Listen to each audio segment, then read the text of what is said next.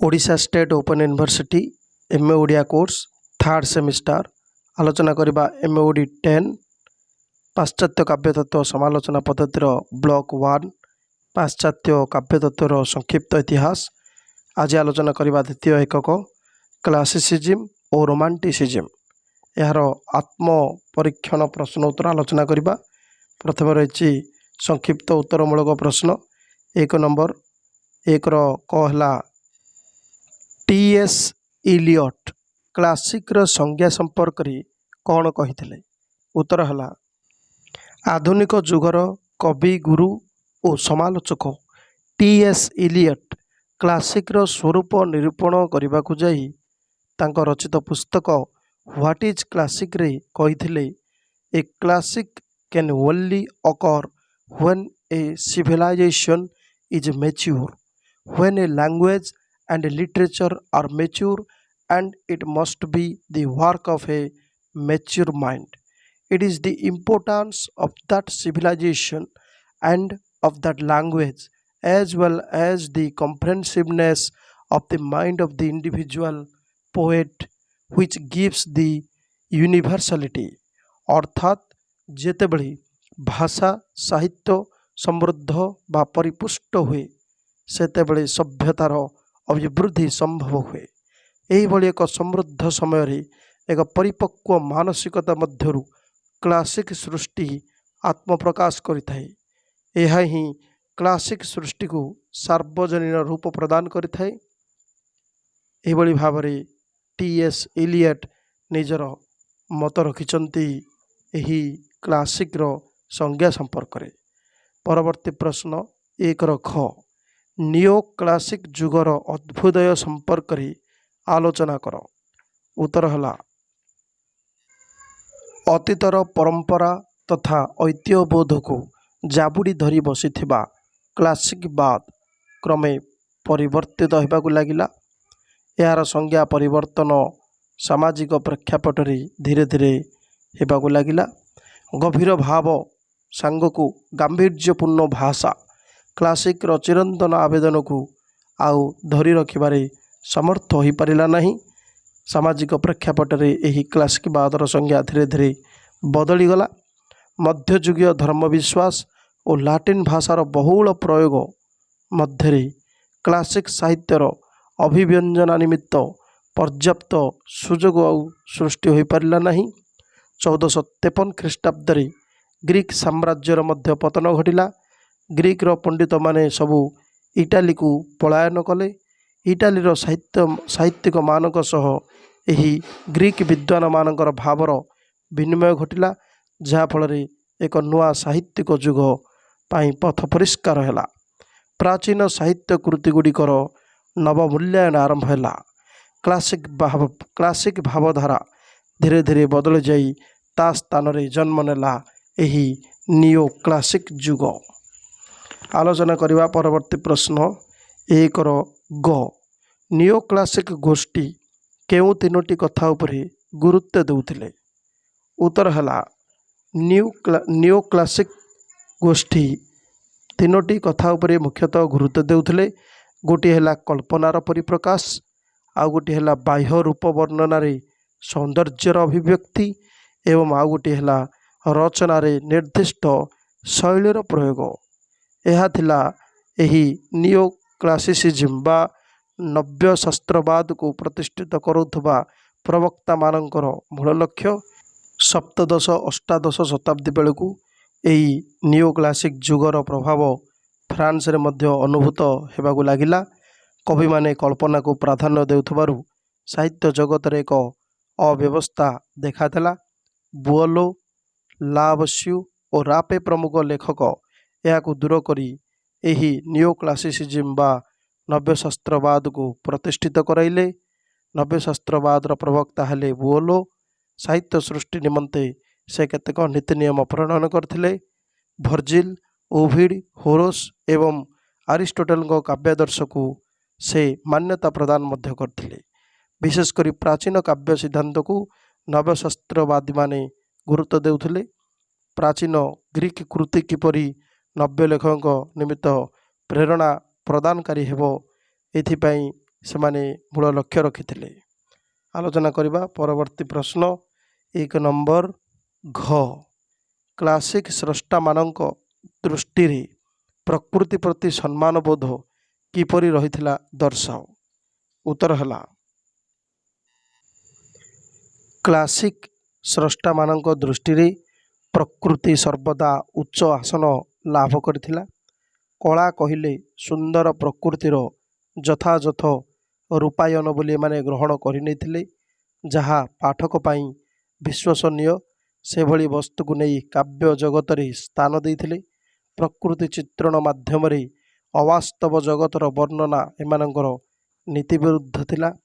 ପ୍ରକୃତିର ଅନୁକରଣ ଉପରେ ଏମାନେ ଗୁରୁତ୍ୱ ଦେଉଥିଲେ, କିନ୍ତୁ ଆରିଷ୍ଟୋଟେଲଙ୍କ ଫଟୋଗ୍ରାଫି ଭଳି ଅନୁକରଣକୁ ଏମାନେ ପସନ୍ଦ କରୁନଥିଲେ। ପରମ୍ପରା ଏମାନଙ୍କ ପାଇଁ ଥିଲା ଗୁରୁତ୍ୱପୂର୍ଣ୍ଣ। ଏମାନଙ୍କର ଐତିହ୍ୟ, ସଂସ୍କୃତି, ରକ୍ଷଣଶୀଳତା, ପ୍ରାଚୀନ ଆଦର୍ଶ ପ୍ରତି ଗଭୀର ସମ୍ମାନ ବୋଧ ମଧ୍ୟ ରହିଥିଲା। ସଦାସର୍ବଦା ଏମାନେ ନୀତି ଆଦର୍ଶକୁ ଗୁରୁତ୍ୱ ଦେଉଥିଲେ। ପରବର୍ତ୍ତୀ ପ୍ରଶ୍ନ 1 ନମ୍ବର ପ୍ରଶ୍ନ 2ଟି ଓଡ଼ିଆ କ୍ଲାସିକ୍ ଉପନ୍ୟାସ ସମ୍ପର୍କରେ ସୂଚନା ପ୍ରଦାନ କର। ଉତ୍ତର ହେଲା 2ଟି ଓଡ଼ିଆ କ୍ଲାସିକ୍ ଉପନ୍ୟାସର ଉଦାହରଣ ହେଲା ରାଧାନାଥଙ୍କ ରଚିତ ମହାଯାତ୍ରା, ଗୋପୀନାଥ ମହାନ୍ତିଙ୍କ ପରଜା ମାଟି ମଟାଳ, କାଳିନ୍ଦୀ ଚରଣ ପାଣିଗ୍ରାହୀଙ୍କ ମାଟିର ମଣିଷ, ସୁରେନ୍ଦ୍ର ମହାନ୍ତିଙ୍କ ନୀଳଶୈଳ। ଏସବୁ ହେଲା କ୍ଲାସିକ୍ ସାହିତ୍ୟ, ଯାହାକି ଓଡ଼ିଆରେ ରଚିତ। ଆଲୋଚନା କରିବା ପରବର୍ତ୍ତୀ ପ୍ରଶ୍ନ 1 ନମ୍ବର ୱାଲ୍ଟର ପିଟର ରୋମାଣ୍ଟିକ୍ର ସଂଜ୍ଞା ନିରୂପଣ କରିବାକୁ ଯାଇ କ'ଣ କହିଥିଲେ। ଉତ୍ତର ହେଲା ୱାଲ୍ଟର ପିଟର ଏହି ରୋମାଣ୍ଟିକ୍ର ପରିଭାଷା ପ୍ରଦାନ କରିବାକୁ ଯାଇ କହିଥିଲେ ଯେ ବିସ୍ମୟ, କୌତୂହଳ ଓ ସୌନ୍ଦର୍ଯ୍ୟ ପ୍ରତି ଅହେତୁକ ଆକର୍ଷଣ ହିଁ ସ୍ୱଚ୍ଛନ୍ଦତାବାଦୀ ଚିନ୍ତାଧାରାର ମୂଳ କଥା, ଯାହାକୁ କି ଡକ୍ଟର ହେଜ୍ ମଧ୍ୟ ସମର୍ଥନ କରିଥିଲେ। କଳ୍ପନା ସୃଷ୍ଟିର ମୂଳ ଉତ୍ସ ଯେ ରହସ୍ୟ, ବିସ୍ମୟ ଓ ଆଶ୍ଚର୍ଯ୍ୟରୁ ହୋଇଛି, ଏ କଥା ମଧ୍ୟ ସେ ସ୍ପଷ୍ଟ କରିଥିଲେ। ସମୟକ୍ରମେ କେବଳ କଳ୍ପନାର ପରିଧି ମଧ୍ୟରେ ଆବଦ୍ଧ ଥିବା ସ୍ୱଚ୍ଛନ୍ଦତାବାଦୀ ଚିନ୍ତାଧାରା କଳା, ରାଜନୀତି, ନୀତି, ଦର୍ଶନ, ଇତିହାସ, ଜାତି ବା ମନୁଷ୍ୟର ସ୍ୱଭାବ ଉଦ୍ଦେଶ୍ୟରେ ମଧ୍ୟ ଏହା ବ୍ୟବହୃତ ହେଲା। ତେଣୁ ୱାଲ୍ଟର ପିଟରଙ୍କ ମତ ଥିଲା ଯେ ବିସ୍ମୟ, କୌତୂହଳ ଓ ସୌନ୍ଦର୍ଯ୍ୟ ପ୍ରତି ଅହେତୁକ ଆକର୍ଷଣ ହିଁ ସ୍ୱଚ୍ଛନ୍ଦତାବାଦୀ ଚିନ୍ତାଧାରାର ମୂଳ କଥା। ଆଲୋଚନା କରିବା ପରବର୍ତ୍ତୀ ପ୍ରଶ୍ନ 1 ନମ୍ବର ରୋମାଣ୍ଟିକ୍ ଆନ୍ଦୋଳନ କେଉଁ ଭାବଧାରା ଉପରେ ପର୍ଯ୍ୟବେସିତ ଥିଲା। ଉତ୍ତର ହେଲା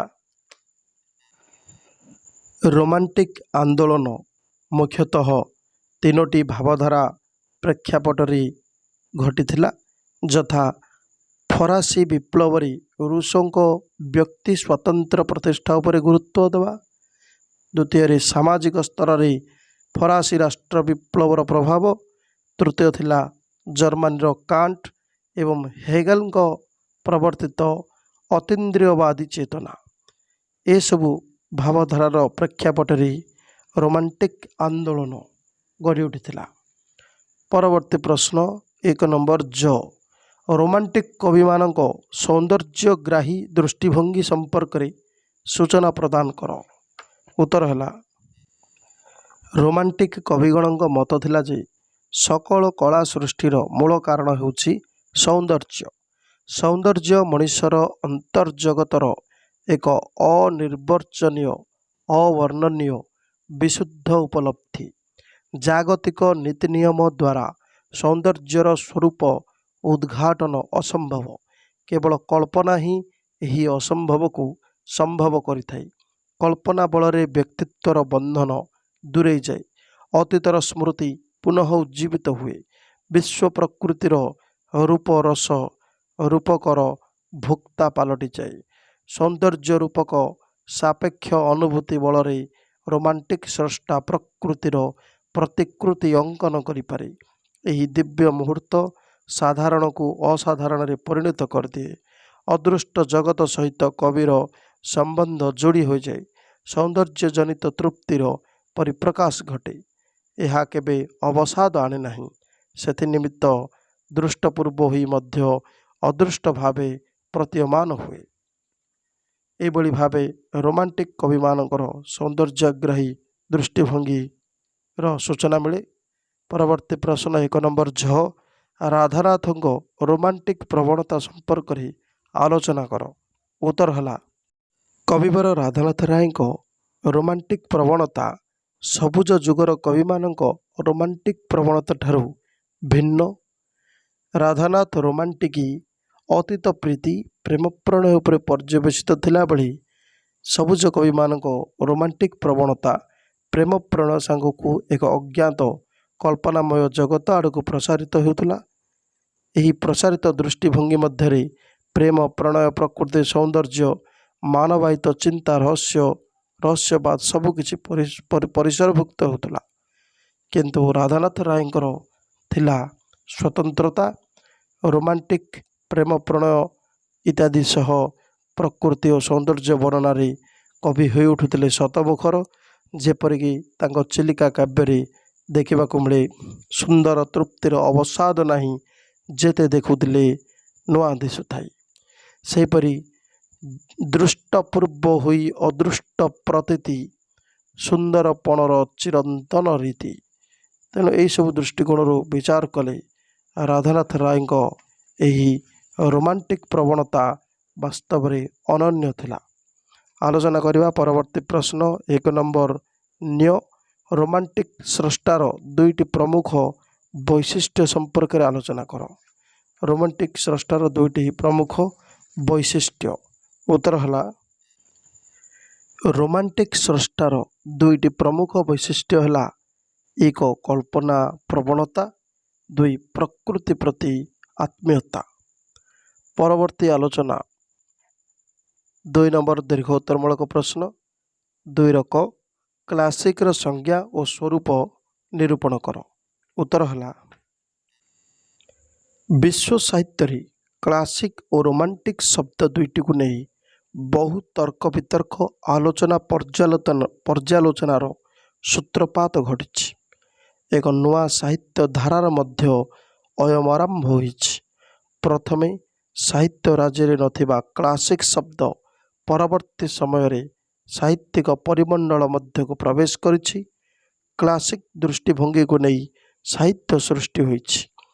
ଜୀବନ ପ୍ରତି ସୂକ୍ଷ୍ମ ଓ ଜଟିଳ ଦୃଷ୍ଟିଭଙ୍ଗୀ ପ୍ରକାଶ ପାଇଛି। କଳ୍ପନା ଅପେକ୍ଷା ବୌଦ୍ଧିକତା, ସୁସ୍ପଷ୍ଟ ମାଧୁର୍ଯ୍ୟ ଏହାର ବୈଶିଷ୍ଟ୍ୟ ରୂପେ ପ୍ରତିଭାତ ହୋଇଛି। ଠିକ୍ ସେହିପରି କ୍ଲାସିସିଜିମ୍ର ବିରୋଧାଭାସ ସ୍ୱରୂପ ରୋମାଣ୍ଟିକ୍ ସାହିତ୍ୟର ମଧ୍ୟ ଆବିର୍ଭାବ ଘଟିଛି। କ୍ଲାସିକବାଦୀମାନେ କିନ୍ତୁ କଳ୍ପନାକୁ ସାହିତ୍ୟର ଘର ମଧ୍ୟରୁ ବହିଷ୍କାର କରିଥିଲା ବେଳେ ରୋମାଣ୍ଟିକ୍ ସ୍ରଷ୍ଟାମାନେ କଳ୍ପନାକୁ ପୁନଶ୍ଚ ଘର ମଧ୍ୟକୁ ଆମନ୍ତ୍ରଣ କରିଛନ୍ତି। ଏହି ପରିପ୍ରେକ୍ଷୀରେ କ୍ଲାସିକ୍ର ପ୍ରଥମେ ଗୁରୁତ୍ୱ ଅନୁଭବ କରାଯାଇଛି। ତେଣୁ କ୍ଲାସିକ୍ର ସଂଜ୍ଞା ନିମ୍ନ ପ୍ରକାରେ ନିରୂପଣ କରାଯାଇଛି ଯେ କ୍ଲାସିକ୍ ଏହା ଲାଟିନ୍ ଭାଷାରେ କ୍ଲାସିକ୍ ଶବ୍ଦର ଅର୍ଥ ହେଲା କ୍ଲାନ୍ ଅର୍ ଗ୍ରୁପ୍ ଅର୍ ସବଡିଭିଜନ୍। ତେଣୁ ଏହି ଶବ୍ଦ ସମୂହ ତତ୍କାଳୀନ ସମୟର ଆଲେକ୍ଜାନ୍ଦ୍ରିଆ ପାଠାଗାରର ଗବେଷକ ଓ ପଣ୍ଡିତମାନେ, ଯେଉଁମାନେ କି ବିଭିନ୍ନ ବିଭାଗର ଲେଖକମାନଙ୍କର କୃତି ସବୁକୁ ଅଲଗା କରି ସଜାଇ ରଖୁଥିଲେ, ସେମାନଙ୍କ ପାଇଁ ଉଦ୍ଦିଷ୍ଟ ଥିଲା। କିନ୍ତୁ ଫରାସୀ ଭାଷାର କ୍ଲାସିକ୍ ଶବ୍ଦ କ୍ଲାସିକ୍ୟୁ ଶବ୍ଦର ଉତ୍ପତ୍ତି।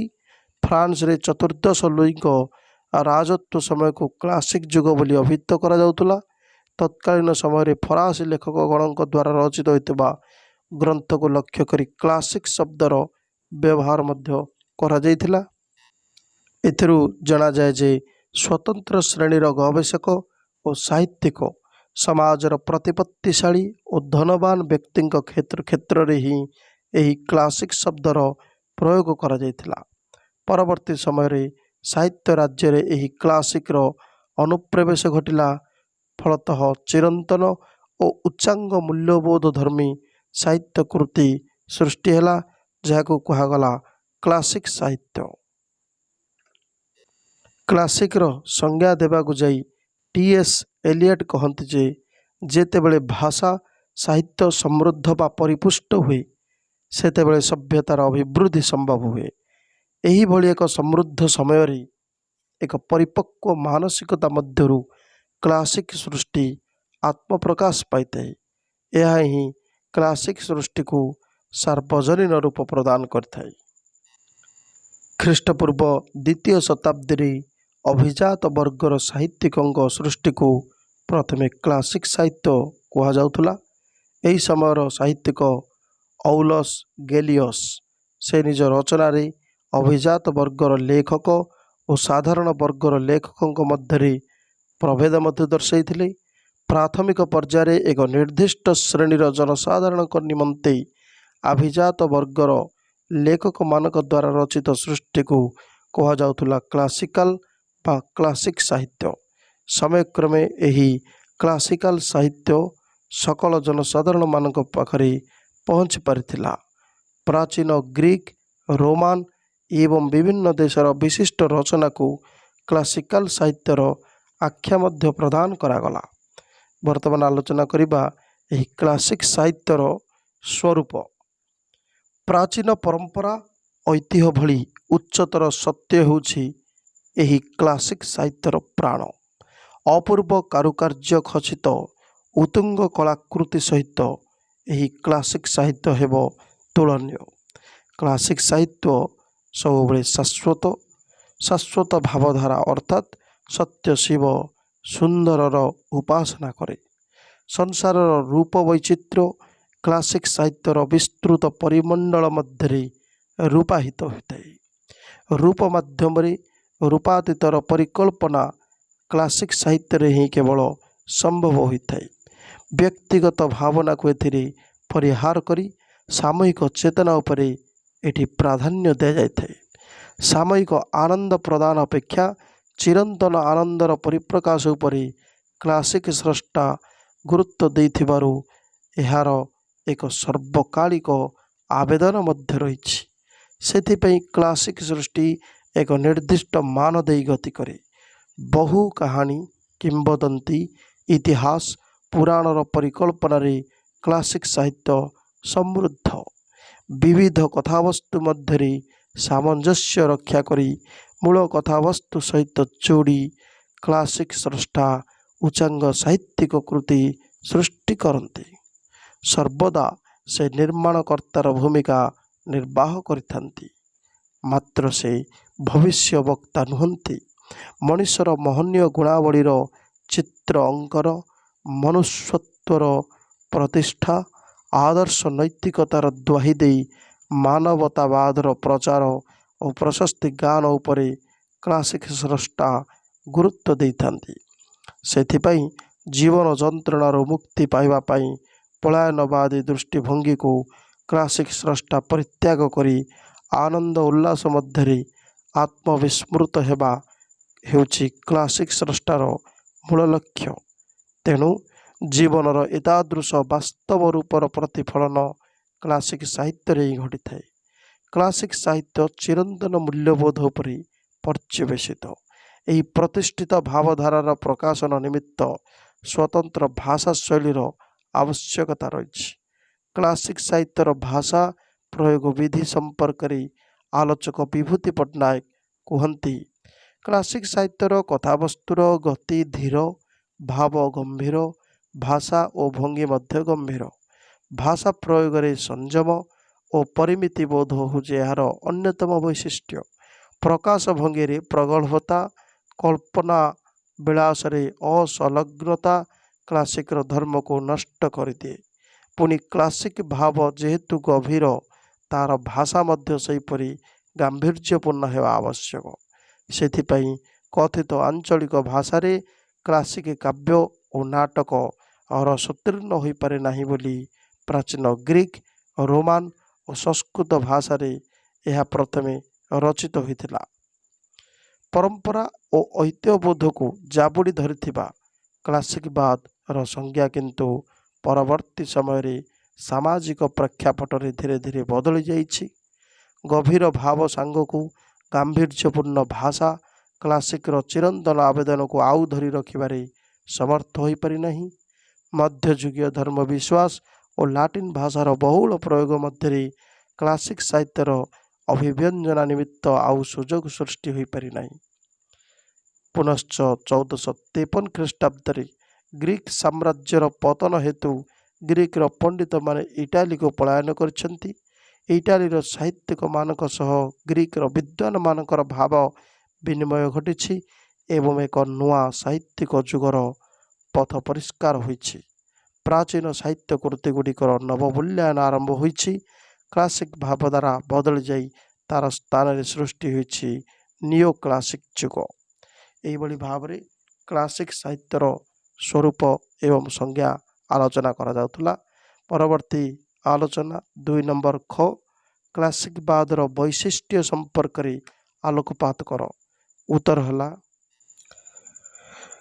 क्लासिक बादर वैशिष्ट्य गुड़िक निम्न प्रकार बोली चिंतानायक माने मत प्रकाश करिसंती। सेगुड़िक हला प्रकृति और परंपरा प्रति सम्मान बोध, आदर्श चरित्र रूपायन, बौद्धिक चातुर्य उपरे गुरुत्व, नीति और आनंद प्रदान, रीतिबद्धता, वीरगाथा एवं नगर केन्द्रिक सभ्यता। गोटे पर गोटे आलोचना करिबा। प्रथम रही क्लासिक बादर वैशिष्ट्य हला प्रकृति और परंपरा प्रति सम्मान बोध। एठारे क्लासिकवादी माने बा क्लासिक साहित्यिक माने प्रकृति को सर्वदा उच्च आसन प्रदान करथांती। कला कहले सुंदर प्रकृतिर यथायथ रूपायन बोली एमाने ग्रहण करती, जहाँ पाठक पाई विश्वसनीय से भली वस्तु को नहीं काव्य जगत रे स्थान एमाने देइथिले। प्रकृति चित्रण माध्यम रे अवास्तव जगतर वर्णना एमानकर थिला नीति विरुद्ध। प्रकृतिर अनुकरण उपरे एमाने गुरुत्व देउथिले, किंतु आरिस्टोटेल फोटोग्राफिक भली अनुकरण को एमाने केबे पसंद करनथुले। परंपरा एमानक पई थिला गुरुत्वपूर्ण। एमानकर ऐतिह्य संस्कृति रक्षणशीलता प्राचीन आदर्श प्रति मध्य थिला गभीर सम्मान बोध। सदा सर्वदा नीति आदर्श एमाने गुरुत्व देउथिले नीति और आदर्श को। सेपरि आउ एक वैशिष्ट्य हला आदर्श चरित्र रूपायन। क्लासिक स्रष्टा माने आदर्शवादी चरित्र चित्रण उपरे सर्वदा गुरुत्व देउथिले। चरित्र को संकीर्णतार बलय मध्य बांधि रखा चाहूनुले। एमानक सृष्टि चरित्र सर्वकालिक एवं सर्वदेशीय थिला। कौन से भयानक कदर्य रूप संपन्न और निम्न मानर चरित्र को एमाने केबे मध्य काव्य स्थान देउनथुले। सेपरि क्लासिक बादर आउ एक वैशिष्ट्य हला बौद्धिक चातुर्य। क्लासिकवादी माने सुरुचिर उपासक थिले। भाव प्रवणता अपेक्षा बुद्धि उपरे एमाने अधिक गुरुत्व देउथिले। सेथिपई एमाने कहूथिले कवि नीतिवादी एवं ज्ञानवान हेबा आवश्यक। प्रतिभार परिप्रकाश निमित्त जनता उपयुक्त ज्ञानर अधिकारी हेबा उचित। एही ज्ञान बल भावनार रूपायन करी पाठक चित्तरे समभाव जागृत हेबा पूर्वरु प्रथमे कवि निजे ताहा अनुभव करि पारुथिबो। सेहिपरि आउ एक वैशिष्ट्य हला नीति और आनंद प्रदान। काव्यर एकमात्र उद्देश्य जे आनंद प्रदान, यह सेमानक द्वारा गृहीत होई नथिला। आनंद प्रदान सह नीति और आदर्श उपरे माने गुरुत्व देउथिले। लेखक प्रथमे नीति नियंत्रित हेबा सहित नैतिक उपदेश प्रदान उपरे केन्द्रीभूत होइथाय, तापर जाई विषय वस्तु चयन करिबा उचित बोली माने मतामत रखुथिले। सेहिपरि आउ एक वैशिष्ट्य हला रीतिबद्धता। क्लासिक कथावस्तुर गति धीर किंतु भावरे गांभीर्य परिलक्षित होता है। शब्दाडंबर ध्वनि वक्रोक्ति माध्यम भावर परिप्रकाश उपरे क्लासिक स्रष्टा सर्वदा गुरुत्व देउथिले। ग्रामीण भाषा एमानक दृष्टि थिला अपभाषा, सेथिपई एहा थिला अग्राह्य। सेहिपरि आउ एक वैशिष्ट्य हला वीरगाथा। क्लासिकवादी माने इतिहास और पुराण प्रसिद्ध चरित्र मानकर वीरत्वपूर्ण गाथार परिप्रकाश सह चरित्र चित्रण वैचित्र्य उपरि दृष्टि निबद्ध करुथिले। निम्न वर्गर साधारण चरित्र मानकु क्लासिक बादर बाद दिया जाउथला। सेहिपरि आउ एक वैशिष्ट्य हला नगर सभ्यतार वर्णना। जेहेतु क्लासिक काव्य आभिजात्य वर्गर ଚରିତ୍ରମାନଙ୍କ ଉପରେ ଆଧାରିତ। ସେଥିପାଇଁ ନଗର କୈନ୍ଦ୍ରିକ ଜୀବନଧାରା ଉପରେ ଏହା ପ୍ରାଧାନ୍ୟ ଦେଉଥିଲା। କାରଣ ଲଣ୍ଡନ ସହର ତତ୍କାଳୀନ ସମୟର ବିଶିଷ୍ଟ କବିମାନଙ୍କର ପ୍ରେରଣାର ସ୍ଥଳ ଥିଲା। ଲଣ୍ଡନ ସହର ଶିଳ୍ପ ସଭ୍ୟତାର ମଧ୍ୟ ପ୍ରାଣକେନ୍ଦ୍ର ଥିଲା। ବିତ୍ତ, ଶିଳ୍ପ ଓ ବିଜ୍ଞତାର ତ୍ରିବେଣୀ ସଙ୍ଗମର ସ୍ଥାନ ଥିଲା ଲଣ୍ଡନ ସହର। ତେଣୁ କ୍ଲାସିକ୍ ସାହିତ୍ୟିକମାନଙ୍କ ପ୍ରାଣକୁ ପଲ୍ଲୀର ସୌନ୍ଦର୍ଯ୍ୟ ଆକର୍ଷିତ କରିପାରିନଥିଲା। ଆଲୋଚନା କରିବା ପରବର୍ତ୍ତୀ ପ୍ରଶ୍ନ, ଦୀର୍ଘ ଉତ୍ତରମୂଳକ ପ୍ରଶ୍ନ 2ର ଗ। ଓଡ଼ିଆ କ୍ଲାସିକ୍ ସାହିତ୍ୟ ସମ୍ପର୍କରେ ଆଲୋଚନା କର। ଉତ୍ତର। ଇଂରାଜୀ କବି ଟି.ଏସ୍. ଏଲିୟଟଙ୍କ ମତରେ ଯେଉଁ ସମୟରେ ଏକ ସଭ୍ୟତା ବିକାଶର ଶୀର୍ଷରେ ଉପନୀତ ହୁଏ, ସେ ସମୟରେ ସେ ଜାତିର ଭାଷା ସମୃଦ୍ଧ ହୁଏ ଓ ଜାତୀୟ ମାନସ ପରିପକ୍ୱତା ଲାଭ କରେ। ସେ ସମୟରେ ହିଁ ସେହି ଦେଶର ସ୍ରଷ୍ଟାମାନେ ଯେଉଁ ସାହିତ୍ୟ ସୃଷ୍ଟି କରନ୍ତି ତାହାକୁ କୁହାଯାଏ କ୍ଲାସିକ୍ ସାହିତ୍ୟ। ଠିକ୍ ଯେପରି ଇଂରାଜୀ ସାହିତ୍ୟରେ ଏଲିଜାବେଥନ୍ ଯୁଗକୁ କୁହାଯାଏ କ୍ଲାସିକ୍ ଯୁଗ ଏବଂ ଅତୀତରେ ଗ୍ରୀକ୍ ଓ ରୋମରେ ଯେତେବେଳେ ଲାଟିନ୍ ଭାଷାର ବହୁଳ ପ୍ରଚାର ପ୍ରସାର ଥିଲା, ସେହି ଲାଟିନ୍ ଭାଷାରେ ରଚିତ ନାଟକ କାବ୍ୟକୁ କୁହାଯାଉଥିଲା କ୍ଲାସିକ୍ ସାହିତ୍ୟ। ଠିକ୍ ସେପରି ପଞ୍ଚଦଶ ଶତାବ୍ଦୀରେ କପିଳେନ୍ଦ୍ର ଦେବଙ୍କ ରାଜତ୍ୱ ସମୟରେ ଆଦିକବି ସାରଳା ଦାସ ମହାଭାରତ ରଚନା କରିଥିଲେ। ସାରଳା ଦାସଙ୍କ ପରେ ବଳରାମ ଦାସ ଦାଣ୍ଡି ରାମାୟଣ ରଚନା କରିଥିଲେ। ସାରଳାଙ୍କ ମହାଭାରତ ଓ ବଳରାମଙ୍କ ରାମାୟଣ ବ୍ୟାସଙ୍କର ମହାଭାରତ କିମ୍ବା ବାଲ୍ମୀକିଙ୍କ ରାମାୟଣର ଆକ୍ଷରିକ ଅନୁବାଦ ନୁହେଁ। ଏଥିରେ ଥିଲା ତତ୍କାଳୀନ ଉତ୍କଳର ସାମାଜିକ ଓ ସାଂସ୍କୃତିକ ଜୀବନଧାରାକୁ ପ୍ରକାଶ କରିବାର ମୌଳିକତ୍ୱ ବା ସାଂସ୍କୃତିକ ଜୀବନଧାରାକୁ ଯେପରି ପ୍ରକାଶିତ ସେଥିରେ କରାଯାଇଛି ତାହା ବାସ୍ତବରେ ମୌଳିକ। ଜଗନ୍ନାଥ ଦାସଙ୍କ ଭାଗବତ ଓଡ଼ିଆ କ୍ଲାସିକ୍ କାବ୍ୟର ଅନ୍ୟତମ ଦୃଷ୍ଟାନ୍ତ। ଭାଗବତରେ ବର୍ଣ୍ଣିତ ନୀତି ଓ ଆଦର୍ଶବୋଧ ଏବେ ମଧ୍ୟ ସମାଜ ଜୀବନକୁ ନୈତିକତାର ବାଟ ଦେଖାଉଛି। ଆଦର୍ଶ ଜୀବନ ଗଠନ ନିମିତ୍ତ ତାହା ଆଜି ମଧ୍ୟ ପ୍ରେରଣା ପ୍ରଦାୟକ ସାବ୍ୟସ୍ତ ହୋଇପାରିଛି। ମାନକ ଓଡ଼ିଆ ଭାଷାର ନିଦର୍ଶନ ବହନ କରୁଥିବା ଏହି ଗ୍ରନ୍ଥ ଓଡ଼ିଶାର ଜନଜୀବନ ଉପରେ ଅପ୍ରତିହତ ପ୍ରଭାବ ପକାଇଛି। ଏହା ବ୍ୟତୀତ ଫକୀରମୋହନ ସେନାପତିଙ୍କ ରହିଛି 6 ମାଣ 8 ଗୁଣ୍ଠ ଏବଂ ମାମୁଁ ଉପନ୍ୟାସ, ରାଧାନାଥ ରାୟଙ୍କ ମହାଯାତ୍ରା, ଗୋପୀନାଥ ମହାନ୍ତିଙ୍କ ପରଜା, ମାଟିମଟାଳ, କାଳିନ୍ଦୀଚରଣ ପାଣିଗ୍ରାହୀଙ୍କ ମାଟିର ମଣିଷ, ସୁରେନ୍ଦ୍ର ମହାନ୍ତିଙ୍କ ନୀଳଶୈଳ ଏସବୁକୁ ମଧ୍ୟ କ୍ଲାସିକ୍ ସାହିତ୍ୟ ଭାବେ ଗ୍ରହଣ କରାଯାଇଛି। କିନ୍ତୁ ପ୍ରାଚୀନ କାଳରେ କ୍ଲାସିକ୍ ସାହିତ୍ୟ କହିଲେ ମହାକାବ୍ୟ ଓ ନାଟକକୁ ହିଁ ବୁଝାଯାଉଥିଲା। କ୍ରମଶଃ ଗଦ୍ୟ ସାହିତ୍ୟର ବିକାଶ ହେବାରୁ ଉପନ୍ୟାସର ମଧ୍ୟ ପାଠକୀୟ ଆଦୃତି ବୃଦ୍ଧି ପାଇଲା। ଉପନ୍ୟାସକୁ ଗଦ୍ୟ ମହାକାବ୍ୟ ନାମରେ ନାମିତ କରାଗଲା। ଗଦ୍ୟ ମହାକାବ୍ୟ ଭାବରେ ଉପନ୍ୟାସ ମଧ୍ୟ ଏହାର ପରିସରଭୁକ୍ତ ହେଲା। ଏହିପରି ଭାବେ ଲକ୍ଷ୍ୟ କଲେ ଆମେ ଜାଣିବା ଯେ ଓଡ଼ିଆ କ୍ଲାସିକ୍ ସାହିତ୍ୟ କେତେ ସମୃଦ୍ଧ ଥିଲା। ଆଲୋଚନା କରିବା 2ର ଘ। ରୋମାଣ୍ଟିସିଜିମ୍ର ସଂଜ୍ଞା ସ୍ୱରୂପ ନିରୂପଣ କର। ଉତ୍ତର ହେଲା କ୍ଲାସିକବାଦ ଏବଂ ଏହାପରେ ନବ୍ୟ କ୍ଲାସିକବାଦ ବା ନିଓ କ୍ଲାସିସିଜିମ୍ 1770 ମସିହା ପର୍ଯ୍ୟନ୍ତ ଇଂରାଜୀ ସାହିତ୍ୟକୁ ପ୍ରଭାବିତ କରିଥିଲା। ଏହି ନବ୍ୟ ଶାସ୍ତ୍ରବାଦୀ ବା ନିଓ କ୍ଲାସିସିଜିମ୍ ବାଦୀମାନଙ୍କ ମାତ୍ରାଧିକ ଐତିହ୍ୟ ପରମ୍ପରା ପ୍ରୀତି ଯୋଗୁଁ କାବ୍ୟ କବିତା ସବୁ ନିରସ ମନେ ହେଲା। ନବ୍ୟ ଶାସ୍ତ୍ରବାଦର ରକ୍ଷଣଶୀଳ ଏବଂ ରୂଢ଼ିବାଦୀ ମାନସିକତା ବିରୋଧରେ ଇଂରାଜୀ ସାହିତ୍ୟରେ ବ୍ଲେକ୍, ଗ୍ରେ, କଲିନ୍ସ, ବର୍ନାର୍ଡ଼ ଶ ପ୍ରମୁଖ ପ୍ରଥମେ ସ୍ୱର ଉତ୍ତୋଳନ କଲେ। ତେଣୁ ଏମାନଙ୍କୁ କୁହାଗଲା ରୋମାଣ୍ଟିକ୍ କବି ବା ସ୍ୱଚ୍ଛନ୍ଦତାବାଦୀ କବି। ତେଣୁ ଇଂରାଜୀ ଭାଷାରେ ପ୍ରାୟ 1654 ଖ୍ରୀଷ୍ଟାବ୍ଦରେ ଏହି ରୋମାଣ୍ଟିକ୍ ଶବ୍ଦର ପ୍ରଥମେ ପ୍ରୟୋଗ ହୋଇଥିବା ଦେଖିବାକୁ ମିଳେ। ଏହି ପ୍ରୟୋଗ ପୁଣି କାଳ୍ପନିକ ଅବାସ୍ତବ କାହାଣୀର ବର୍ଣ୍ଣନା କ୍ଷେତ୍ରରେ ହିଁ କରାଯାଇଥିଲା। ରୋମାଣ୍ଟିକ୍ର ପରିଭାଷା ଦେବାକୁ ଯାଇ ୱାଲ୍ଟର ପିଟର କହନ୍ତି, ବିସ୍ମୟ, କୌତୂହଳ ଓ ସୌନ୍ଦର୍ଯ୍ୟ ପ୍ରତି ଅହେତୁକ ଆକର୍ଷଣ ହିଁ ସ୍ୱଚ୍ଛନ୍ଦତାବାଦୀ ଚିନ୍ତାଧାରାର ମୂଳ କଥା, ଯାହାକୁ ଡକ୍ଟର ହେଜ୍ ମଧ୍ୟ ସମର୍ଥନ କରନ୍ତି।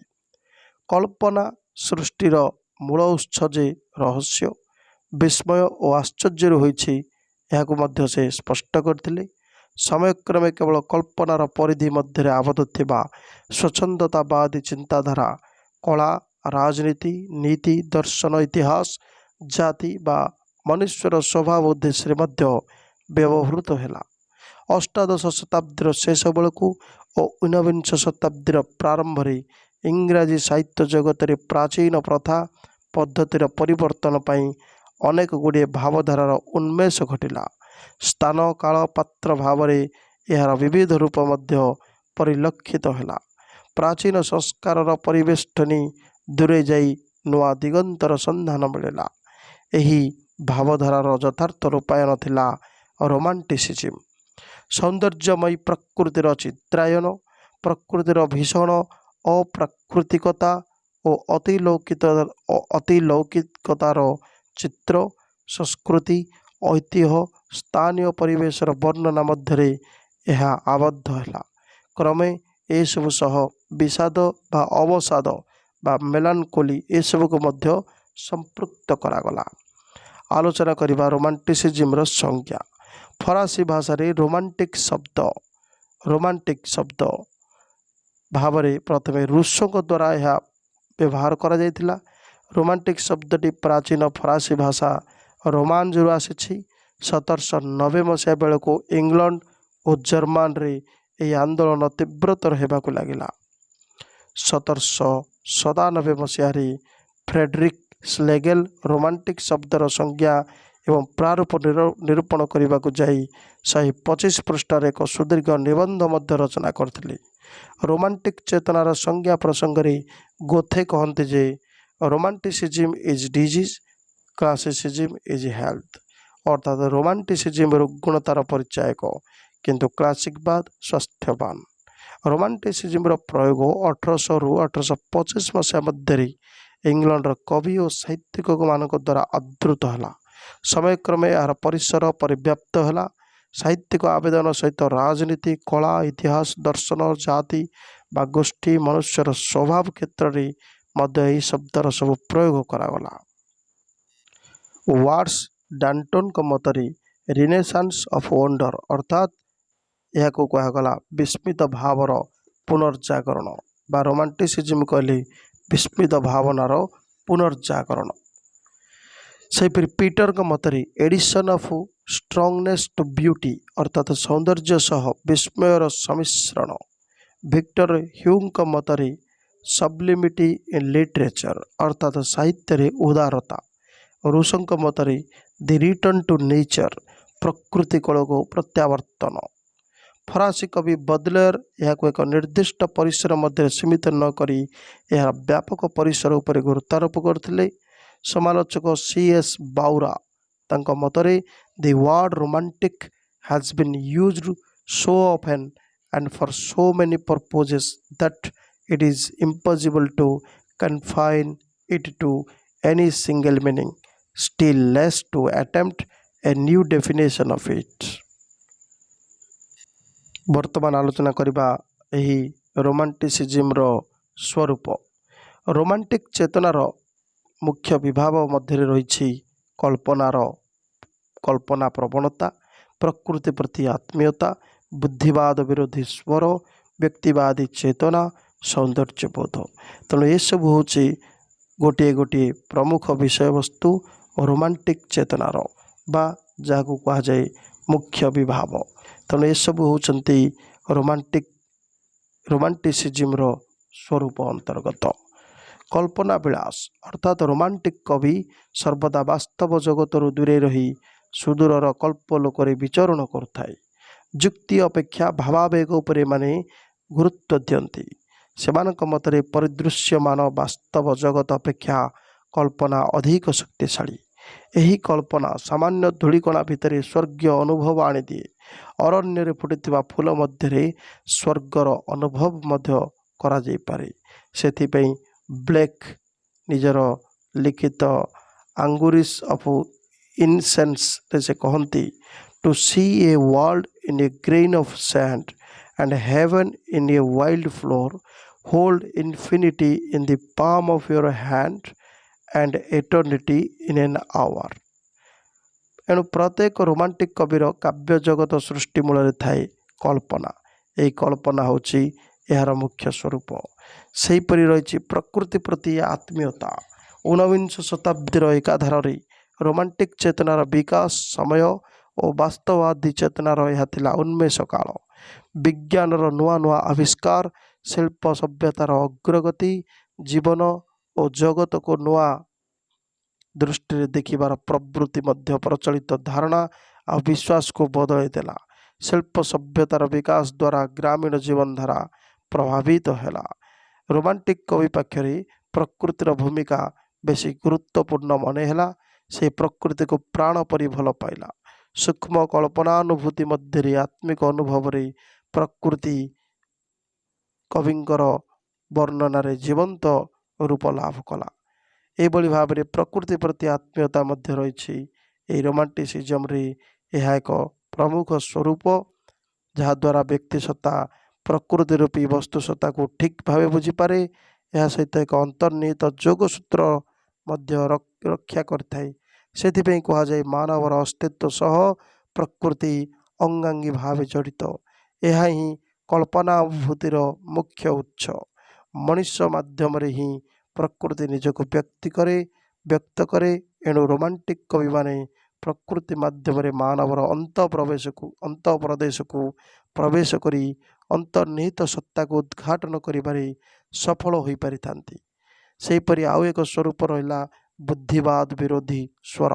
ରୋମାଣ୍ଟିକ୍ କବିଗଣ କଠୋର ବାସ୍ତବ ଜଗତ ଠାରୁ ଦୂରେଇ ରହି ଅତୀତର ଗୌରବବହ ଇତିହାସ ଓ କିମ୍ବଦନ୍ତୀ ପ୍ରତି ମୋହାଚ୍ଛନ୍ନ ହୋଇଥିଲେ। ବିଷୟବସ୍ତୁ ନିର୍ବାଚନ ପ୍ରସଙ୍ଗ କ୍ଷେତ୍ରରେ ମଧ୍ୟ P.B. ଶେଲିଙ୍କ ବୁଦ୍ଧିବାଦ ବିରୋଧୀ ସ୍ୱର ସୁସ୍ପଷ୍ଟ। ବିଷୟବସ୍ତୁ ନିର୍ବାଚନ କ୍ଷେତ୍ରରେ ସେ ସାଧାରଣ ଉପାଦାନ ଉପରେ ଗୁରୁତ୍ୱାରୋପ କରିଛନ୍ତି। ଆଭିଜାତ ସାମନ୍ତବାଦୀ ବର୍ଗର ପ୍ରତିନିଧିତ୍ୱ କରୁଥିବା ଉପାଦାନକୁ ଗ୍ରହଣ କରିବାକୁ ସେ ସିଧାସଳଖ ପ୍ରତ୍ୟାଖ୍ୟାନ କରିଛନ୍ତି। ବୁଦ୍ଧିବାଦ ବା ସାମନ୍ତବାଦ ବିରୋଧୀ କାବ୍ୟସ୍ୱର ରୋମାଣ୍ଟିକ୍ କବିର ସୂକ୍ଷ୍ମ ମାନସିକ ଭାବନା ମଧ୍ୟ ଦେଇ ପ୍ରକାଶ ପାଇଥିଲା। ପରବର୍ତ୍ତୀ ବିଷୟ ବ୍ୟକ୍ତିବାଦୀ ଚେତନା। ରୋମାଣ୍ଟିକ୍ କବିଗଣ ବ୍ୟକ୍ତିଗତ ଜୀବନରେ ଘଟୁଥିବା ବିବିଧ ଘଟଣାବଳୀ ଅର୍ଥାତ୍ ପ୍ରେମ, ପ୍ରଣୟ, ବିରହ, ମିଳନ, ଦୁଃଖ, ସୁଖ, ଆନନ୍ଦ, ହତାଶା ଉପରେ ସଦାସର୍ବଦା ଗୁରୁତ୍ୱାରୋପ କରୁଥିଲେ। ପ୍ରଚଳିତ ସମାଜ ବ୍ୟବସ୍ଥା ମଧ୍ୟରେ ଖାପ ଖୁଆଇ ନ ପାରିବା ହେତୁ ରୋମାଣ୍ଟିକ୍ କବି ପଳାୟନପନ୍ଥୀ ସାଜିଥିଲେ। କାବ୍ୟାନୁଭୂତିର ପରିପ୍ରକାଶରେ ସ୍ୱତଃସ୍ଫୂର୍ତ୍ତ ଉପରେ ଗୁରୁତ୍ୱ ଦେଇଥିଲେ। ଏ ସମୟରେ ଅନ୍ୟତମ ଲବ୍ଧ ପ୍ରତିଷ୍ଠିତ କବି କିଟ୍ସ କହୁଥିଲେ, ଗଛରେ ପତ୍ର କଅଁଳିବା ଯେମିତି ଏକ ପ୍ରକାର ସ୍ୱତଃସ୍ଫୂର୍ତ୍ତତା, ଠିକ୍ ସେହି ରୀତିରେ କବିତା କବିର ହୃଦୟକୁ ଆସେ। ୱାର୍ଡସୱର୍ଥ, କଲେରିଜ୍, ଶେଲି, ବାଇରନ୍ ପ୍ରମୁଖ ରୋମାଣ୍ଟିକ୍ କାବ୍ୟାଦର୍ଶକୁ ଗ୍ରହଣ କରିଥିଲେ ମଧ୍ୟ କାବ୍ୟିକ ସମ୍ବେଗର ରୂପାୟନ ସମୟରେ ସେମାନେ ପରସ୍ପରଠାରୁ ଥିଲେ ସ୍ୱତନ୍ତ୍ର। ସେହିପରି ରହିଛି ସୌନ୍ଦର୍ଯ୍ୟବୋଧ। ରୋମାଣ୍ଟିକ୍ କବିଗଣଙ୍କ ମତରେ ସକଳ କଳା ସୃଷ୍ଟିର ମୂଳ କାରଣ ହେଉଛି ସୌନ୍ଦର୍ଯ୍ୟ। ସୌନ୍ଦର୍ଯ୍ୟ ମଣିଷର ଅନ୍ତର୍ଜଗତର ଏକ ଅନିର୍ବଚନୀୟ ଅବର୍ଣ୍ଣନୀୟ ବିଶୁଦ୍ଧ ଉପଲବ୍ଧି। ଜାଗତିକ ନୀତି ନିୟମ ଦ୍ୱାରା ସୌନ୍ଦର୍ଯ୍ୟର ସ୍ୱରୂପ ଉଦ୍ଘାଟନ ଅସମ୍ଭବ। କେବଳ କଳ୍ପନା ହିଁ ଏହି ଅସମ୍ଭବକୁ ସମ୍ଭବ କରିଥାଏ। କଳ୍ପନା ବଳରେ ବ୍ୟକ୍ତିତ୍ୱର ବନ୍ଧନ ଦୂରେଇଯାଏ। ଅତୀତର ସ୍ମୃତି ପୁନଃ ଉଜ୍ଜୀବିତ ହୁଏ। ବିଶ୍ୱ ପ୍ରକୃତିର ରୂପକର ଭକ୍ତା ପାଲଟିଯାଏ। ସୌନ୍ଦର୍ଯ୍ୟ ରୂପକ ସାପେକ୍ଷ ଅନୁଭୂତି ବଳରେ ରୋମାଣ୍ଟିକ୍ ସ୍ରଷ୍ଟା ପ୍ରକୃତିର ପ୍ରତିକୃତି ଅଙ୍କନ କରିପାରେ। ଏହି ଦିବ୍ୟ ମୁହୂର୍ତ୍ତ ସାଧାରଣକୁ ଅସାଧାରଣରେ ପରିଣତ କରିଦିଏ। ଅଦୃଷ୍ଟ ଜଗତ ସହିତ କବିର ସମ୍ବନ୍ଧ ଯୋଡ଼ି ହୋଇଯାଏ। ସୌନ୍ଦର୍ଯ୍ୟଜନିତ ତୃପ୍ତିର ପରିପ୍ରକାଶ ଘଟେ। ଏହା କେବେ ଅବସାଦ ଆଣେ ନାହିଁ। ସେଥିନିମିତ୍ତ ଦୃଷ୍ଟପୂର୍ବ ହୋଇ ମଧ୍ୟ ଅଦୃଷ୍ଟ ଭାବେ ଏହା ପ୍ରତୀୟମାନ ହୁଏ। ଏହିଭଳି ଭାବେ ଆଲୋଚନା କରୁଥିଲେ ରୋମାଣ୍ଟିସିଜମର ସଂଜ୍ଞା ଏବଂ ସ୍ୱରୂପ। ପରବର୍ତ୍ତୀ ଆଲୋଚନା 2 ନମ୍ବର ରୋମାଣ୍ଟିକ୍ ଆନ୍ଦୋଳନ ସମ୍ପର୍କରେ ଆଲୋଚନା କର। ଉତ୍ତର ହେଲା ରୋମାଣ୍ଟିକ୍ ଆନ୍ଦୋଳନ।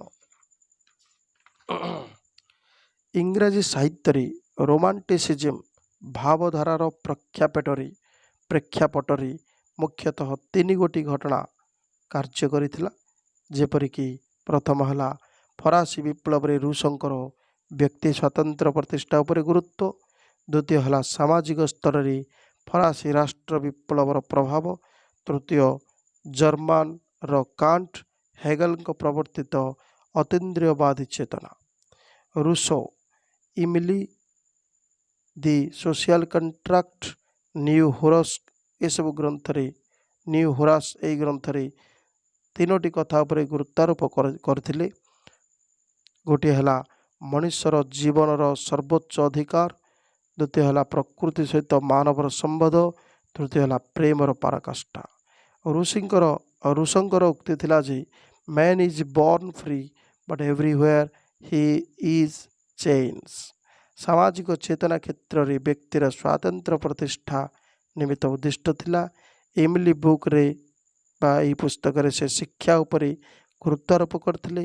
ପ୍ରକୃତି ଯେ ମନୁଷ୍ୟର ଶିକ୍ଷା ପ୍ରଦାନରେ ଗୁରୁତ୍ୱପୂର୍ଣ୍ଣ ଭୂମିକା ଗ୍ରହଣ କରେ, ମନୁଷ୍ୟର ପ୍ରତିଟି କଥା ପ୍ରକୃତିର ନିୟମ ଅନୁସାରେ ପରିଚାଳିତ ହୁଏ, ଏହି କଥା ଉପରେ ରୁସୋ ଗୁରୁତ୍ୱ ଦେଇଥିଲେ। ସେହିପରି ଜର୍ମାନ ଦାର୍ଶନିକ କାଣ୍ଟ ବସ୍ତୁ ଓ ମନ ବା ମ୍ୟାଟର ଆଣ୍ଡ ମାଇଣ୍ଡ ମଧ୍ୟରେ ସଂଯୋଗ ସ୍ଥାପନ କରି ବ୍ୟକ୍ତି ଚିତ୍ତରେ ଅତୀନ୍ଦ୍ରିୟ ଭାବଧାରା ସୃଷ୍ଟି କରିବାକୁ ସମର୍ଥ ହୋଇଥିଲେ। ଦାର୍ଶନିକ ରୁସୋ ଭୋଲ୍ଟେୟାର ମଣ୍ଟେସ୍କୁଙ୍କର ସ୍ୱାଧୀନତା, ସାମ୍ୟ ଓ ମୈତ୍ରୀ ଅର୍ଥାତ୍ ଲିବର୍ଟି, ଇକ୍ୱାଲିଟି ଆଣ୍ଡ ଫ୍ରାଟର୍ନିଟିର ବାର୍ତ୍ତା ପ୍ରଚାର ସାଙ୍ଗକୁ ଫରାସୀ ବିପ୍ଳବର ସାମ୍ୟ ଏବଂ ସ୍ୱାଧୀନ ଚିନ୍ତା ୟୁରୋପୀୟ ଚିନ୍ତା ଚେତନାରେ ପରିବର୍ତ୍ତନ ଆଣିବା ସହ ମାନବ ସମାଜକୁ ନୂଆ ଦିଗ୍ଦର୍ଶନ ଦେବାକୁ ସକ୍ଷମ ହୋଇଥିଲା। ଏହିପରି ଭାବେ ରୋମାଣ୍ଟିକ ଆନ୍ଦୋଳନର ଆରମ୍ଭ ଘଟିଥିଲା। ପରବର୍ତ୍ତୀ ଆଲୋଚନା 2 ନମ୍ବର ପ୍ରଶ୍ନ, ରୋମାଣ୍ଟିକ ଚେତନାର ବୈଶିଷ୍ଟ୍ୟ ନିରୂପଣ କର। ଉତ୍ତର ହେଲା ରୋମାଣ୍ଟିକ ଚେତନାର ମୁଖ୍ୟ ବୈଶିଷ୍ଟ୍ୟ ଗୁଡ଼ିକ ହେଲା କଳ୍ପନା ପ୍ରବଣତା, ପ୍ରକୃତି ପ୍ରତି ଆତ୍ମୀୟତା, ବୁଦ୍ଧିବାଦ ବିରୋଧୀ ସ୍ୱର, ବ୍ୟକ୍ତିବାଦୀ ଚେତନା ଓ ସୌନ୍ଦର୍ଯ୍ୟବୋଧ। ରୋମାଣ୍ଟିକ କବି ସର୍ବଦା ବାସ୍ତବ ଜଗତଠାରୁ ଦୂରେଇ ରହି କଳ୍ପଲୋକରେ ବିଚରଣ କରୁଥାନ୍ତି। ଯୁକ୍ତି ଅପେକ୍ଷା ଭାବାବେଗ ଉପରେ ଏମାନେ ଗୁରୁତ୍ୱ ଦିଅନ୍ତି। ସେମାନଙ୍କ ମତରେ ପରିଦୃଶ୍ୟମାନ ବାସ୍ତବ ଜଗତ ଅପେକ୍ଷା କଳ୍ପନା ଅଧିକ ଶକ୍ତିଶାଳୀ। ଏହି କଳ୍ପନା ସାମାନ୍ୟ ଧୂଳିକଣା ଭିତରେ ସ୍ୱର୍ଗୀୟ ଅନୁଭବ ଆଣିଦେଇଥାଏ।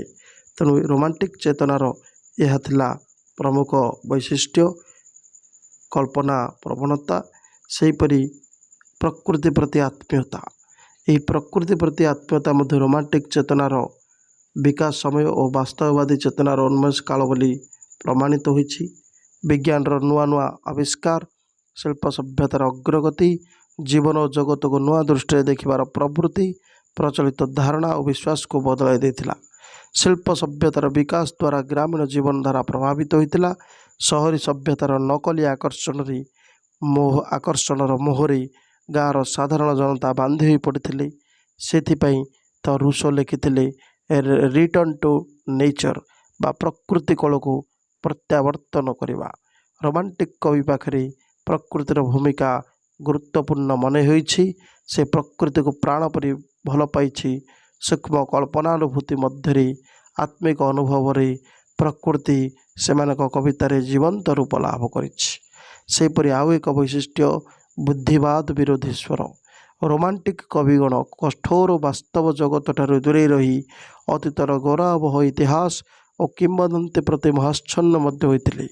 ବିଷୟବସ୍ତୁ ନିର୍ବାଚନ ପ୍ରସଙ୍ଗ କ୍ଷେତ୍ରରେ ମଧ୍ୟ ପି.ବି. ଶେଲିଙ୍କ ବୁଦ୍ଧିବାଦ ବିରୋଧୀ ସ୍ୱର ସୁସ୍ପଷ୍ଟ।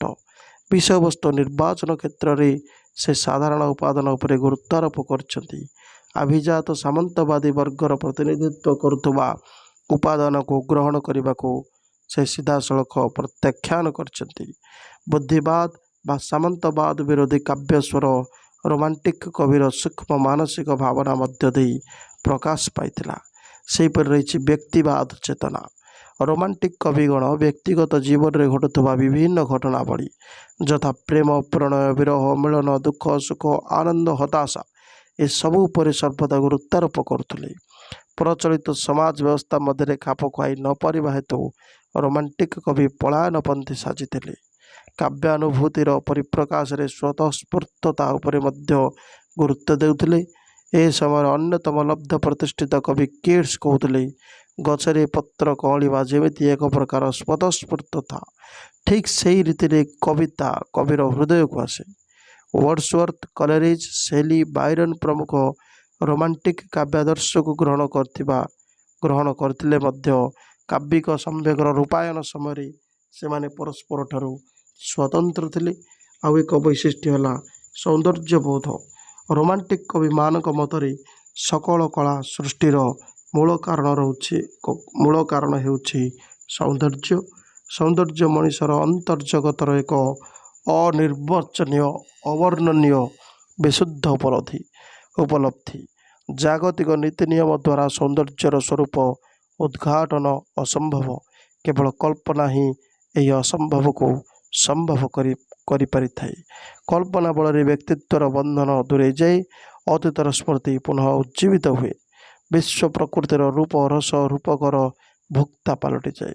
सौंदर्य रूपक सापेक्ष अनुभूति बल रोमांटिक स्रष्टा प्रकृतिर प्रतिकृति अंकन करिपारे। यही दिव्य मुहूर्त साधारण को असाधारण परिणत कर दिए। अदृष्ट जगत सहित कविर संबंध जोड़ी हो जाए। सौंदर्य जनित तृप्तिर परिप्रकाश घटे। यह केबे अवसाद आने नहीं।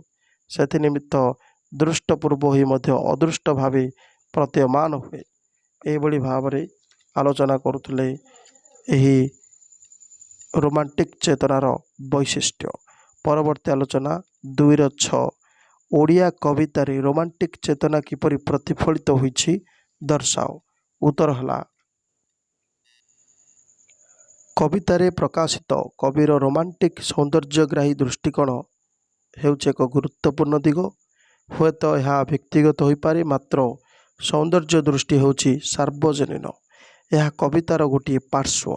अपर पार्श्वटी विषय प्रकरण, शब्द उच्छंद विन्यास इत्यादि विचार आलोचना। रोमांटिक आवेगर परिसर मध्य व्यापक हो पारे प्रेममूलक, देशात्मबोधक, हो पारे रहस्यवादी।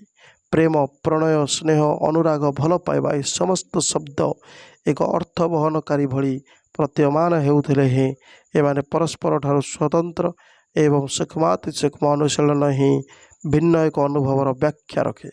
कवि भेदरे अनुभूति और विभाव गुड़िक मध्य नुआ रूपरंगे उद्भासित होती। रोमांटिक काव्य सृष्टि समय शब्द प्रयोग एक स्वाभाविक आनुषंगिक प्रक्रिया। यही शब्द प्रयोग विधि ही प्रत्येक कवि को स्वतंत्र परिचय प्रदान करते।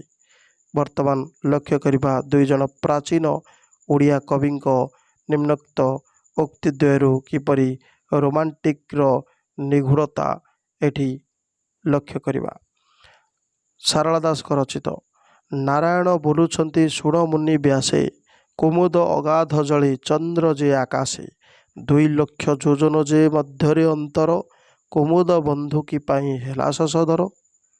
सेपरि उपेन्द्र भंजक लिखित दूरे थिले पासे अच्छी थिबु एहा घेनी, केते दूरे चंद्र केते दूरे कुमुदिनी, प्रीति अभेद तांकर, जेते दूरे थिले जे जाहार से ताहार। ठीक सेपरि राधानाथ रायकर मध्य वर्णना रही। चिलिका काव्य सुंदर तृप्तिर अवसाद नहीं, जेते देखुतिले नुआ दिशुथाए। दृष्टपूर्व होई अदृष्ट प्रतीति, सुंदर पणर चिरंतन रीति। तेणु यही भाव मध्य ओडिया कवितारे रोमांटिक चेतना प्रतिफलित होता देखा मिले। शेष प्रश्न दीर्घोत्तरमूलक प्रश्न 2 क्लासिक और रोमांटिक साहित्य मध्य प्रभेद दर्शाओ। क्लासिक और रोमांटिक साहित्य मध्य प्रभेद दर्शाओ। उत्तर हला दार्शनिक नीति से क्लासिक और रोमांटिक मध्य प्रभेद निरूपण करने को जाई संक्षेप रे कहिसंती जे क्लासिकवाद हेउछि स्थिर, मात्र रोमांटिकवाद हेउछि गतिशील।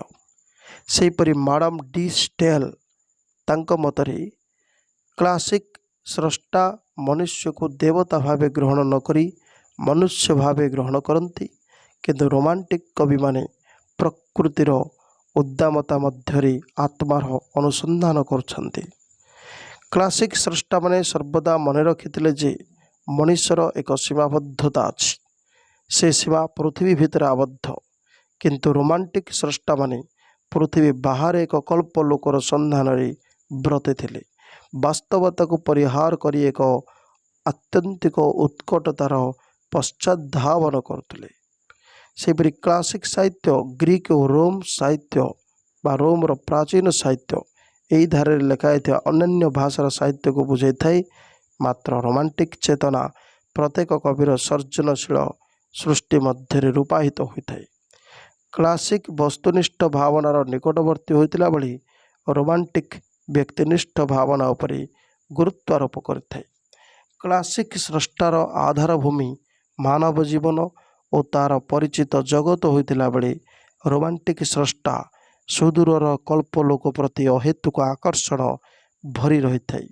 तथ्य अनुसंधान उपरे क्लासिकवादी माने गुरुत्वारोप करुला बेले रोमांटिकवादी माने सर्वदा निर्देश बा परिणाम उपरे गुरुत्वारोप करती।